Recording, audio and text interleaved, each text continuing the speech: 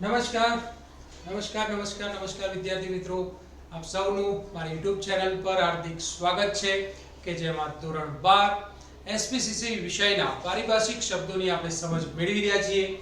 જેમાં લાસ્ટ આપણે તમને ધ્યાન દોરી લઉં તો 39 સુધીના આપણે પારિભાષિક શબ્દો જોયા છે। આગળ વધીએ છીએ આપણે શેર હપ્તો 40મો તમારો એક આગળનો એક टॉपिक તમારો પારિભાષિક શબ્દ શેર હપ્તો પૂરેપૂરા ભરપાઈ ન થયેલા શેર પર બાકીની રકમ જે શેરધારકો પાસેથી મંગાવવામાં આવે છે તેને શેર હપ્તો તરીકે ઓળખવામાં આવે છે। ટૂંકમાં શેર પર મંગાવવાની બાકી રકમ એને કહેવાશે શેર હપ્તો। रिपीट करूं છું દીકરાઓ, જરા रिपीट करूं છું, ધ્યાનથી જોઈ લેજો। શેર હપ્તો એટલે પૂરેપૂરા ભરપાઈ ન થયેલા શેર પર બાકીની રકમ જે શેરધારકો પાસેથી મંગાવવામાં આવે છે તેને શેર હપ્તા તરીકે ઓળખવામાં આવે છે। ટૂંકમાં શેર પર મંગાવવાની બાકી રકમ એટલે શેર હપ્તો। ત્યાર પછી પ્રોસ્પેક્ટ્સ એટલે વિજ્ઞાપન પત્ર, કોઈ પણ પ્રકારની નોટિસ, સર્ક્યુલર, જાહેરાત અને અન્ય દસ્તાવેજ દ્વારા કંપની દ્વારા જાહેર જનતાને શેર અને અન્ય જામીનગીરીઓ ખરીદવા માટે આમંત્રણ આપવામાં આવે છે તેને વિજ્ઞાપન પત્ર કહે છે। એટલે અહીંયા જરૂરી નથી કે ખરીદી કરવા માટે ઇક્વિટી શેરની જ વાત થતી હોય, ઇક્વિટી શેરની સાથે પ્રેફરન્સ શેરની પણ વાત થતી હોય, ડિબેન્ચર ખરીદવા માટેની પણ વાત થતી હોય તો આને કહેવાશે અન્ય જામીનગીરીઓ। જામીનગીરીઓના સંદર્ભમાં એવું નથી હોતું કે ફક્ત ઇક્વિટી શેર જ આવે, ઇક્વિટી શેર બી હોઈ શકે, પ્રેફરન્સ શેર, ડિવિડન્ડ, અન્ય જે પણ પ્રકારના જામીનગીરીઓ છે કે જેના દ્વારા કંપની એ નાણાં મેળવી શકે છે જાહેર જનતા પાસેથી, તે તમામ પ્રકારની જામીનગીરીઓનો અહીંયા સમાવેશ થઈ જશે। રિપીટ કરી લઉં છું, વિજ્ઞાપન પત્ર એટલે શું અથવા વિજ્ઞાપન પત્ર પારિભાષિક શબ્દને સમજાવો તો કોઈ પણ પ્રકારની નોટિસ, સર્ક્યુલર, જાહેરાત અને અન્ય દસ્તાવેજ દ્વારા કંપની જાહેર જનતાને શેર અને અન્ય જામીનગીરીઓ ખરીદવા આમંત્રણ આપે છે તો તેને વિજ્ઞાપન પત્ર કહે છે। વિજ્ઞાપન પત્રની અંદર કંપનીની સઘળી બાબતો લખેલી હોય છે, જેમાં બોર્ડ ઓફ ડિરેક્ટર્સમાં કોણ છે, સીઈઓ કોણ છે, કંપનીના મુખ્ય હેતુઓ શું છે, કઈ વસ્તુનું ઉત્પાદન કરવાની છે, એની મુખ્ય ઓફિસ ક્યાં છે, એની શાખા ઓફિસોનું સરનામું શું છે, આવી તમામ વિગતો, એના અગાઉના કોઈ પ્રોજેક્ટ હોય એ અથવા અગાઉના પ્રોજેક્ટમાં સરકારે રસ દાખવ્યો હોય, આવા તમામ પ્રકારની વિગતો કે જેમાં કંપની વિશે શેર હોલ્ડરને અથવા અરજદારને કંપની વિશેની માહિતી મળી જાય અને એને ઇન્ટરેસ્ટ પડે કે હું આ કંપનીની અંદર મૂડીરોકાણ કરું, જેને કહેવાશે વિજ્ઞાપન પત્ર। ઓકે, શેર, ડિવિડન્ડ દરેકને ખબર પડે છે।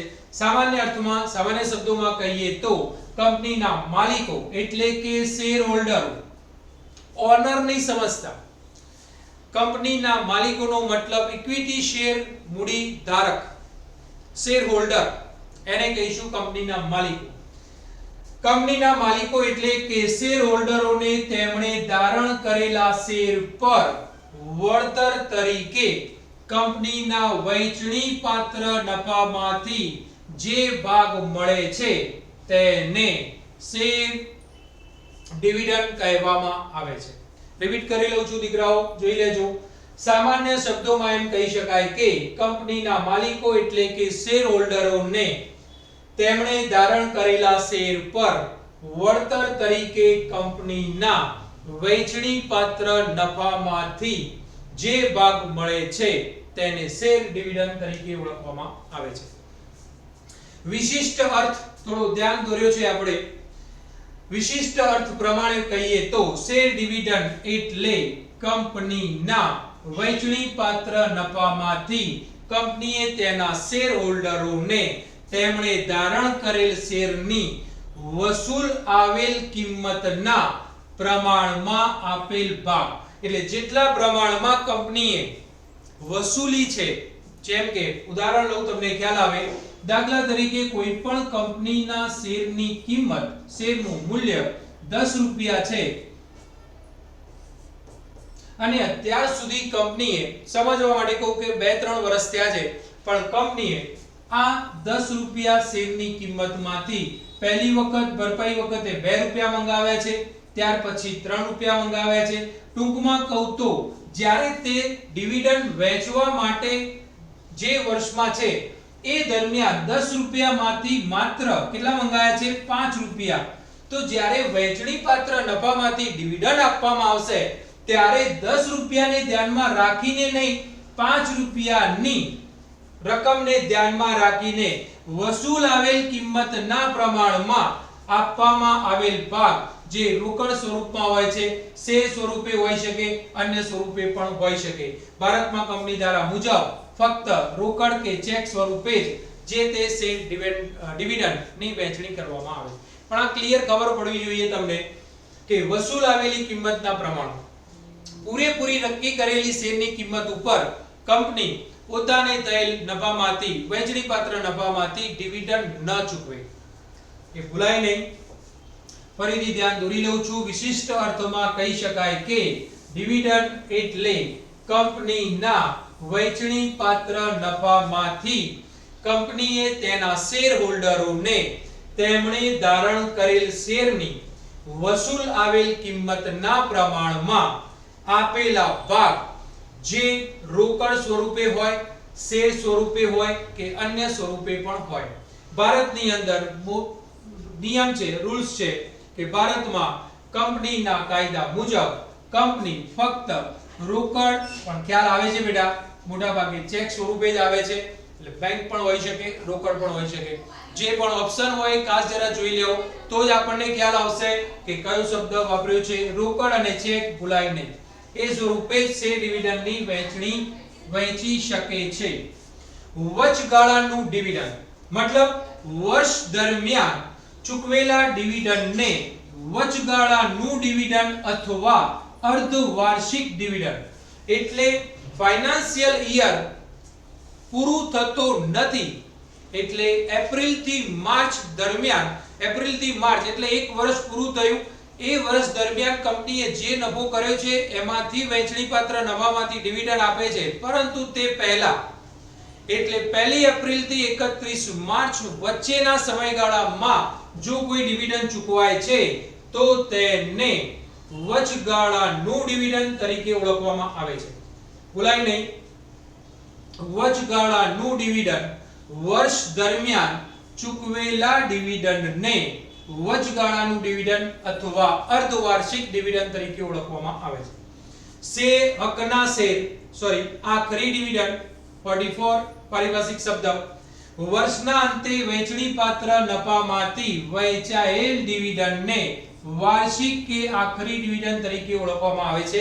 જે આપણે જે સમજીએ છીએ તે જે ડિવિડન્ડ બોલીએ છીએ આપણે વર્ષના અંતે કંપનીને થયેલા નફાના ધ્યાનમાં રાખીને અને વહેંચણી પાત્ર નફામાંથી જે નફાનો હિસ્સો ભાગ આપવામાં આવે છે તે વાર્ષિક અથવા આખરી ડિવિડન્ડ કહેવાય છે.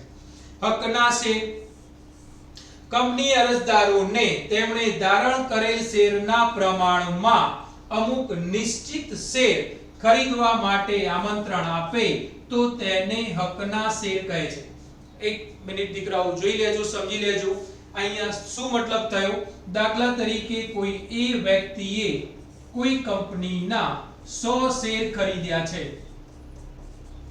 એટલે ઓલરેડી જ્યારે લિસ્ટેડ થઈ કંપની અથવા કંપનીના શેર એ વખતે એને 100 શેર ખરીદેલા છે અને હવે કંપની આ 100 શેરના સામે, એટલે કંપનીએ પોતાની પોલિસી પ્રમાણે જાહેરાત કરી કે જે શેર હોલ્ડરો પાસે 100 શેર હોય તેમને હું બીજા 50 શેર ખરીદવા માટે પહેલી પ્રાયોરિટી આપું છું, પહેલી પસંદગી એમને આપું છું. જો એ વર્તમાન શેર હોલ્ડરો નથી ખરીદતા તો પછી નવા શેર હોલ્ડરોને આપણે આપીશું. એટલા માટે એને કયો શબ્દ વાપર્યો છે? હકના શેર. મતલબ કે પહેલો હક કોનો? તો જૂના શેર હોલ્ડરો.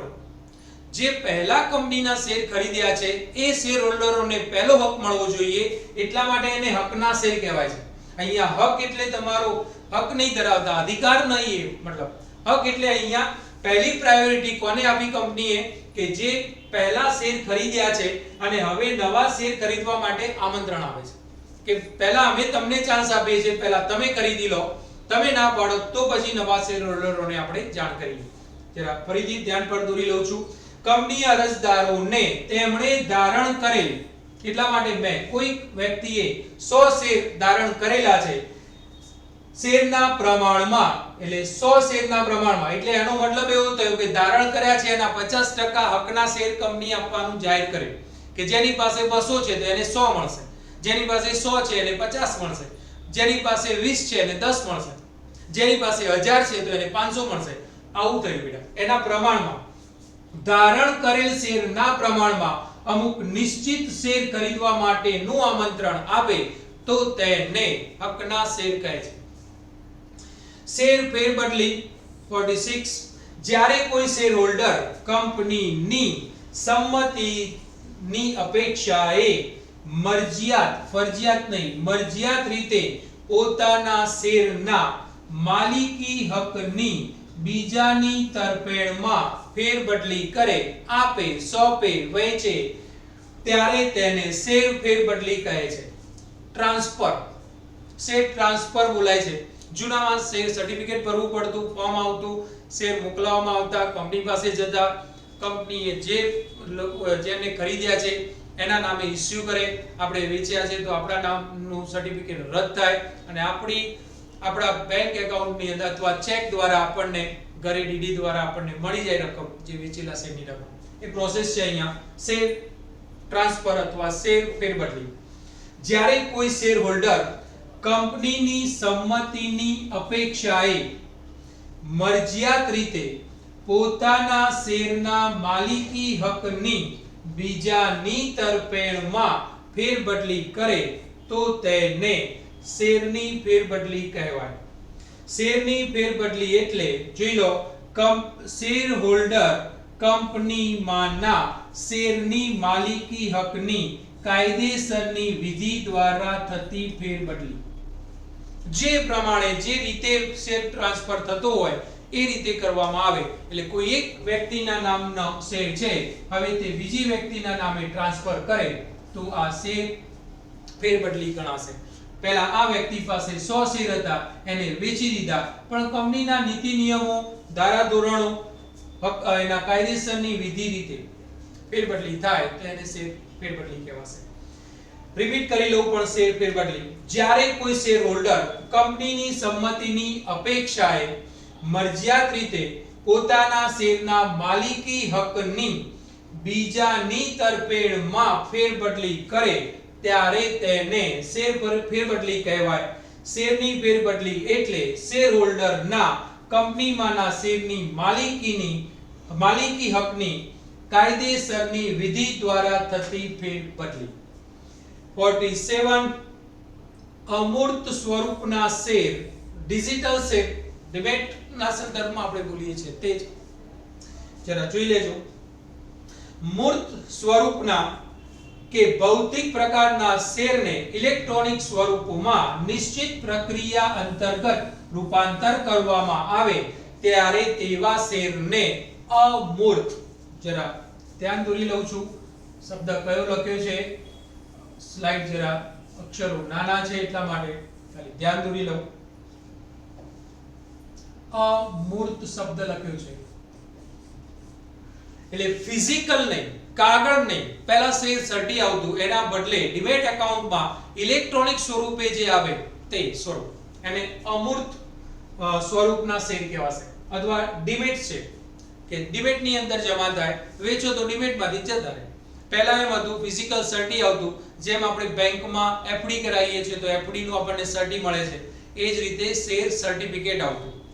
પણ ઘણા બધા કારણો અને વિશ્વમાં આવેલા બદલાવ, જે આંતરરાષ્ટ્રીય લેવલે શેર બજારોમાં જે બદલાવ થયો તેના કારણે આપણે શરૂઆતથી જ સેબીએ મોટા ભાગે શરૂઆતથી જ કંપનીને આ રીતે ઇલેક્ટ્રોનિક સ્વરૂપમાં રૂપાંતર કરી નાખ્યું. એટલે ભૌતિક સ્વરૂપે ન સાચવવા પડે, ખોવાઈ જવાનો ડર નહીં, શેર સટ્ટી ખોવાઈ ગયું, સમયસર મળ્યું નહીં, ખોટી જગ્યાએ ખોટા નામથી જતું રહ્યું વગેરે જેવા કેટલાય પ્રશ્નો, એ સિવાય કાગળનો બચાવ, વૃક્ષોનું નિકંદન ના થાય વગેરે જેવા કેટલા બી કારણોસર કાગળનો ઉપયોગ ન કરવો પડે અને છતાં પણ વ્યવહાર સચવાય, એટલા માટે ડીમેટ એકાઉન્ટ એટલા માટે શરૂ થયું.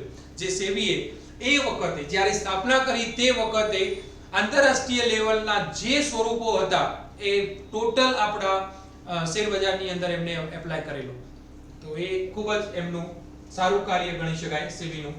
અમૂર્ત સ્વરૂપના શેર હોલ્ડરના કંપનીમાંના શેરની માલિકી હકની મારા દીકરાઓ અમૂર્ત સ્વરૂપના શેરનો મતલબ મૂર્ત સ્વરૂપના અથવા ભૌતિક એટલે શેર સર્ટિફિકેટ કાગળ ભૌતિક પ્રકારના શેરને કયા ઇલેક્ટ્રોનિક સ્વરૂપમાં નિશ્ચિત પ્રક્રિયા અંતર્ગત રૂપાંતરિત કરવામાં આવે છે તો તેવા શેરને અમૂર્ત સ્વરૂપના શેર તરીકે ઓળખવામાં આવે છે. કેવું રહે છે દીકરાઓ? ખ્યાલ આવે છે? આપના કોમેન્ટ હજુ મને બરાબર મળતા નથી, કોમેન્ટ કરતા રહો, મને ખ્યાલ આવે કે તમને એસપીસીસી વિષયમાં પારિભાષિક શબ્દોની સમજ ક્લિયર થાય, કન્ટેન્ટ તમારો ક્લિયર હોય, ટર્મિનોલોજી કોઈ પણ સબ્જેક્ટની તમારી પાસે હોય તો એ વિષયને તમે ખૂબ સારી રીતે સમજી શકો છો અને સમજાવી એટલે કે લખી પણ શકો છો. ઓકે વિદ્યાર્થી મિત્રો, ભૂલાય નહીં મારા વિડીયોને લાઈક, શેર અને કોમેન્ટ કરવાનું, હકારાત્મક કોમેન્ટ કરજો, જરૂરી હોય એવા સૂચનો કરજો, ગમે છે તો લાઈક કરો, યોગ્ય લાગે છે અભ્યાસ, તમને અનુકૂળતા આવે છે, એકાદ બે વખત જરૂર લાગે તો હવે તમારું વેકેશન છે તો એક વખત જોવાથી નથી ખ્યાલ આવ્યો તો ફરીથી જોઈ લો અને ત્યાર પછી સમજાય છે તો કોમેન્ટ કરો, લાઈક કરો કે જેથી મને પણ ખ્યાલ આવે કે મારે શું ફેરફાર કરવા જેવા છે અને જે શક્ય હશે એવા ફેરફારો કરી શકું એવા કોમેન્ટ સૂચનો આવકાર્ય છે. અને સબસ્ક્રાઇબ કરવાનું અને કહેવાનું ભૂલાય નહીં. ઓકે તમામ વિદ્યાર્થી મિત્રો, વાલીઓ નો ખૂબ ખૂબ ધન્યવાદ. Thank you.